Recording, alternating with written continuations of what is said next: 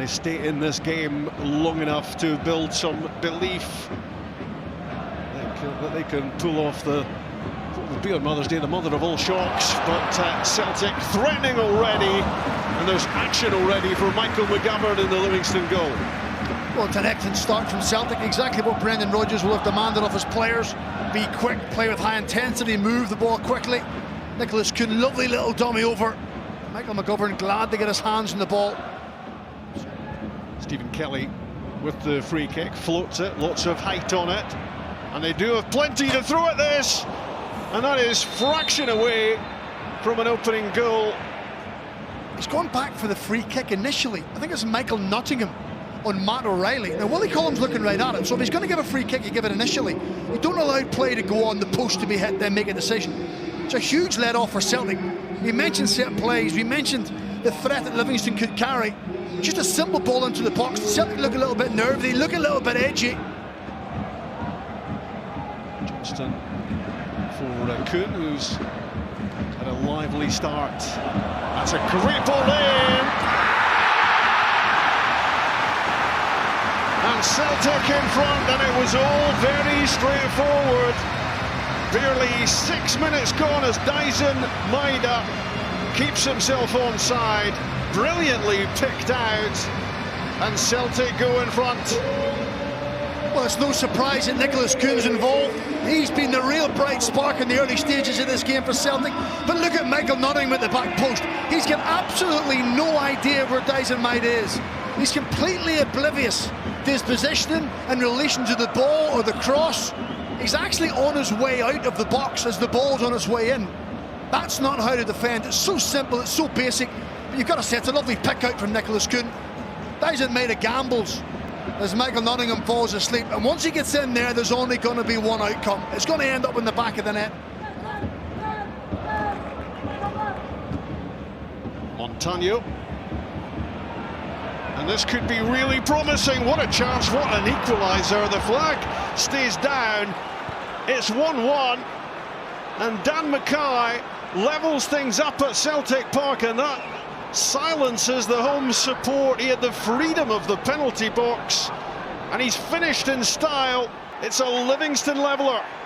I mean, I was critical of the Livingston defending for the Celtic goal. That is just as bad from Celtic. You talk about no pressure on the ball. Look at the gap between Stephen Welsh and Alistair Johnson. It's huge. It's inviting for Daniel McKay to run into. But when he gets in there, wow, what a finish. Advantage played, and it's Kuhn, and it's Matt O'Reilly. And it's a really important block. Livingston dally on it. Michael McGovern made the first save, but he couldn't stop the follow-up.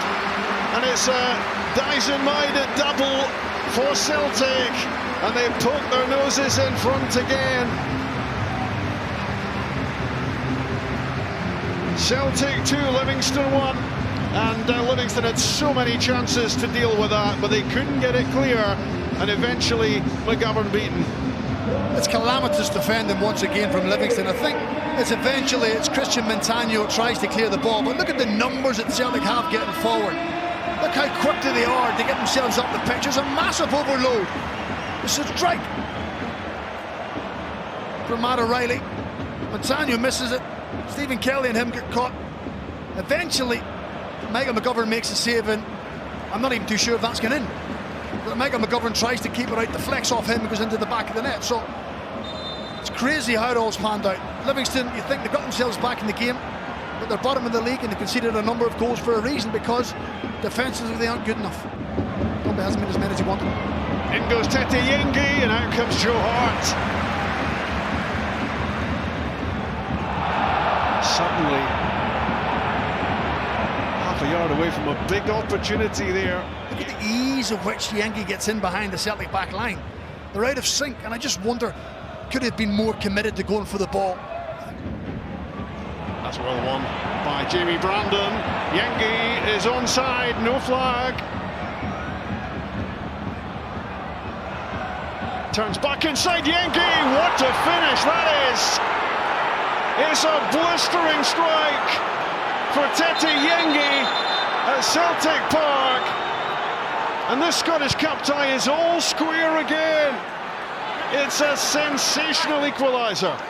Well, it's just complete complacency from Matt O'Reilly. He gets himself caught on the ball. It'll be interesting to see when the lines are drawn whether Teddy Yengi is offside or not, but beyond that, it's a piece of individual brilliance, isn't it? He just wrestles Matt O'Reilly, spins him. It's a terrific finish. We've said it all afternoon, he's been a handful. He's had to fight a lone furrow, he's been isolated at times, but it really is a top-class finish.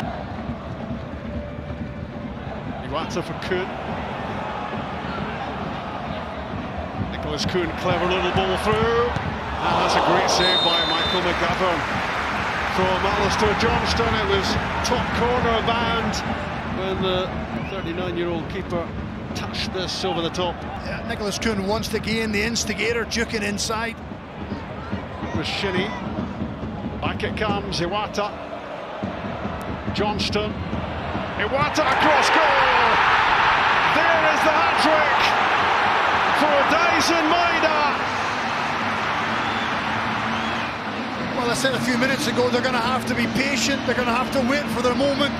And it's no surprise that it's Michael Nottingham once again who's got no idea where Daizen Maeda is. I tell you what, it's close, it's really close. But I think Obalai's left foot may just play Daizen Maeda onside, but Nottingham actually looks to his right-hand side for Maeda. He goes in his left-hand side. It's been a weakness all afternoon, and Daizen Maeda, sharp as attack. Flicked on for Kyogo. Is this the icing on the cake for Celtic? It certainly is, but it's not going to count. Offside. Of course, they will go to VAR to get the lines on it just to make sure.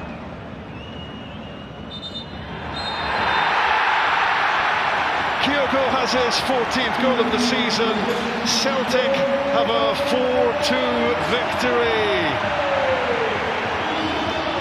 Sean Kelly, isn't it? You just see him in the middle of the picture, his left foot, he doesn't get it up quick enough. And Kyogo lives on that last line of defence. He thrives on the one-on-one opportunities, and once he's in there, there was only going to be one outcome. Nestled in the bottom corner. Celtic stay on track for a 42nd Scottish Cup victory. They are into the semi-finals. It was a cup tie with much more difficulty built in than Brendan Rodgers would have wanted.